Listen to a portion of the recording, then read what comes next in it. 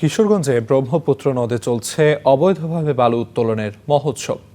আর সেই বালু খেকোদের নেপথ্যে রয়েছে প্রভাবশালী রাজনৈতিক চক্র। এমন অভিযোগ করে স্থানীয়রা বলছেন, অবৈধ বালু উত্তোলনে ক্ষতিগ্রস্ত হচ্ছে নদীর তলদেশ, বিলীন হচ্ছে দুতীরের ফসলি জমি। তবে প্রশাসনের দাবি, অবৈধ বালু উত্তোলন ঠেকাতে তৎপরতা বাড়ানো হয়েছে। ব্রহ্মপুত্র নদের কিশোরগঞ্জের পাকুন্দিয়া অংশ মুনিয়ারা কান্দা পয়েন্টে বেশ কিছুদিন ধরেই সক্রিয় অবৈধ বালু উত্তোলন চক্র। বালু উত্তোলন ও বিক্রির কাজে ব্যবহৃত হয় এসব বিশাল আকৃতির অবৈধ ড্রেজার ও বাল্কহেড, যার নেপথ্যে স্থানীয় প্রভাবশালী চক্র।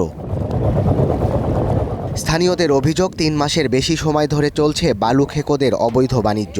নিয়মের তোয়াক্কা না করে বালু তোলায় তীরবর্তী এলাকায় দেখা দিয়েছে ভাঙন, আর নদীগর্ভে বিলীন হচ্ছে দুপারের কৃষি জমি।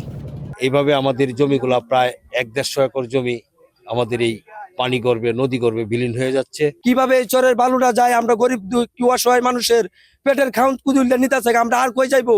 আমরা সকলের কাছে বিচার চাই।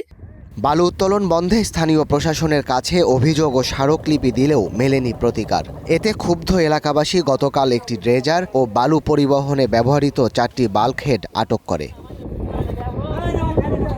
খবর পেয়ে হাজির হন উপজেলা নির্বাহী কর্মকর্তা, কিন্তু তাৎক্ষণিক কোনো ব্যবস্থা না নিয়েই ঘটনাস্থল ত্যাগ করেন তিনি। পরবর্তীতে দেন আইনগত ব্যবস্থা নেওয়ার আশ্বাস। জব্দ করার পরে ইউনুস স্যার এখানে আসার পরে দেখলো, কিন্তু দেখেও কোনো কিছু আমাদেরকে বলে নাই। এরকম লোক আছে একশন দেখাইলে আর একশন দেখে চায়, তেমন লাগে টেহা নাই, তাহলে মামলা কেমনে দিব? যেহেতু এটা 4টা বাল্কহেড এবং একটা ড্রেজার, অনেক বিগ অ্যামাউন্টের বালি, এটা মোবাইল কোর্টে আসলে বিচার্য বিষয় না, এটা উপযুক্ত আদালতে বিচার করবে এবং সেজন্য নিয়মিত মামলা দায়েরের প্রস্তুতি চলমান রয়েছে। তীরবর্তী জনপদ রক্ষায় অবৈধ বালু উত্তোলনের সঙ্গে জড়িতদের বিরুদ্ধে কঠোর ব্যবস্থা নেয়ার দাবিও জানান স্থানীয়রা। Desk report, star news.